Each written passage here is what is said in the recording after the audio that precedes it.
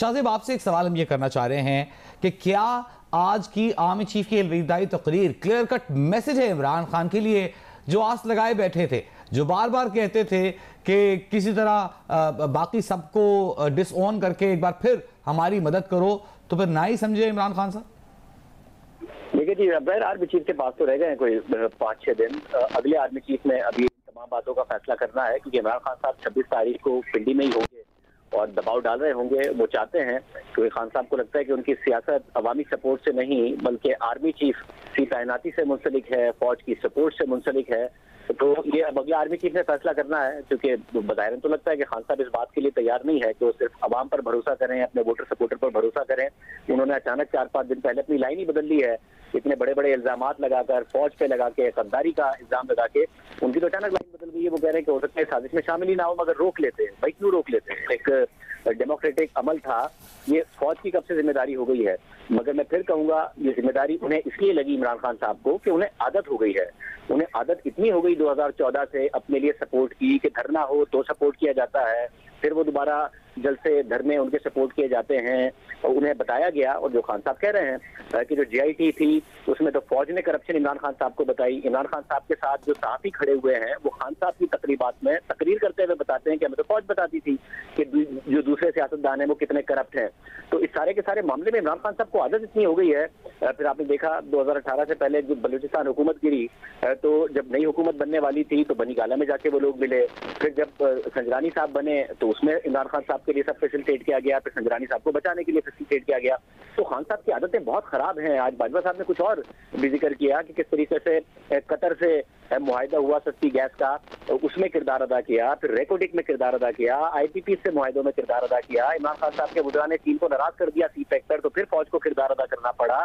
दोस्त ममालिक से पैसे लाने में किरदार अदा किया। और ये वो बातें हैं जो बाजवा साहब तो आज कह रहे हैं, इमरान खान साहब के वज़रा पहले कह चुके हैं कि बाजवा साहब ने किरदार अदा किया है। इमरान खान साहब खुद बाजवा साहब को बहुत सारी चीजों का क्रेडिट दे चुके हैं। तो खान साहब की आदतें अगर खराब हुई हैं तो उसमें जाहिर है बड़ा किरदार है इदारों का कि इतनी आदतें खराब की हैं कि उन्हें समझ में नहीं आ रहा। उन्हें लगता है कि मेरा मुतालबा ही आईनी है। असद उमर साहब कहते हैं कि इसमें गैर आईनी क्या है। अगर इमरान खान साहब फौज से कह रहे हैं कि वो इंतखाबात कराए तो इसमें तो कोई गैर आईनी बात ही नहीं है। यानी कि आप इस लेवल पर ले गए हैं तहरीक इंसाफ को कि उन्हें ये बात आईनी लगती है कि फौज इंतखाबात कराने में और मुंतखब हुकूमत को घर भेजने में किरदार अदा करे। उन्हें ये बात गैर आईनी लगती है कि इमरान खान की हुकूमत क्यों नहीं बचाई फौज ने, जो कि आईनी तौर पर उनके काम नहीं है ये सारे के सारे। तो आदतें बहुत ज़ाहिर है खान साहब की खराब हो गई है। तो अब वो आदतें बदलेंगी नए आर्मी चीफ की तैनाती के साथ या नहीं बदलेंगी, ये आने वाले दिनों में पता चलेगा। नए आर्मी चीफ के कंडक्ट से पता चलेगा। क्योंकि देखिए ना, इस मुल्क में जहां पर वो कह रहे हैं कि फौज ने बाकायदा तौर पर किरदार अदा फैसला किया है कि वो सियासत में बिल्कुल मुदाखलत नहीं करेंगे, तो एक चीज हुई है इस मुल्क में वजी कि इस मुल्क की सियासी लीडरशिप को डिस्क्रेडिट करने के लिए ये एक करप्शन का और एहतसाब का नारा इस्तेमाल किया गया है। जनरल मुशर्रफ साहब ने भी किया, उसके बाद भी होता रहा। और खान साहब भी कहते हैं कि हमें तो फौज ने सारी चीजें बताई थी। तो क्या इससे भी फासला इख्तियार किया जाएगा कि ये जो एहतसाब है वो इस मुल्क में एहतसाब ही हो और जेन्युइनली हो, ना कि पॉलिटिकल विक्टिमाइजेशन के लिए हो। हमें आपसे 6-7 साल पहले बताया गया था कि जो पनामा में नाम आए हैं सबसे पहले शरीफ खानदान का एहतसाब होगा, उसके बाद बाकी 450 लोगों का एहतसाब होगा। उस 450 लोगों के खिलाफ 4 साल में इमरान खान साहब की हुकूमत में क्या कुछ हुआ?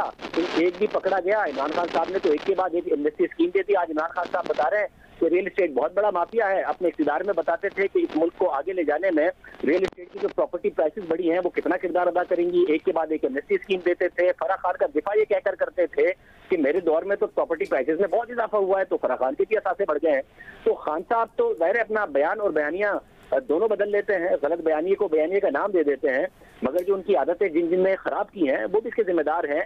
इस मुल्क के जो हालात हुए हैं और ये मुल्क जहां पहुंचा है पिछले 5-6 साल में कि अब डिफॉल्ट की बातें होने लग गई हैं, तो इसमें एक और फैसला करना पड़ेगा नए आर्मी चीफ को सियासत से अलग होने के साथ साथ कि एक ओहदे में इतनी ताकत है कि हर 2 साल बाद और 3 साल बाद हम यही आके खड़े होते हैं कि नया आर्मी चीफ कौन होगा, या फिर मौजूदा आर्मी चीफ को तौसीह मिलेगी या नहीं मिलेगी, और उसका पूरा निजाम मिलकर रह जाता है। खान साहब 2016 में भी एक धरना दे रहे थे क्योंकि नए आर्मी चीफ की तैनाती होनी थी। खान साहब 2022 में भी धरना दे रहे थे क्योंकि नए आर्मी चीफ की तैनाती होनी थी। और इतना मुतनाज़े बना गए उसको कि उन्होंने कहा कि मैं इन्हें लगाने नहीं दूंगा नया आर्मी चीफ। लग गया आर्मी चीफ नया।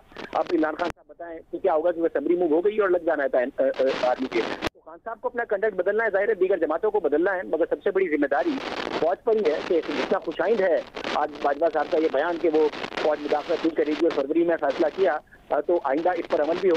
जी, हम उम्मीद करते हैं कि इस पर अमल हो।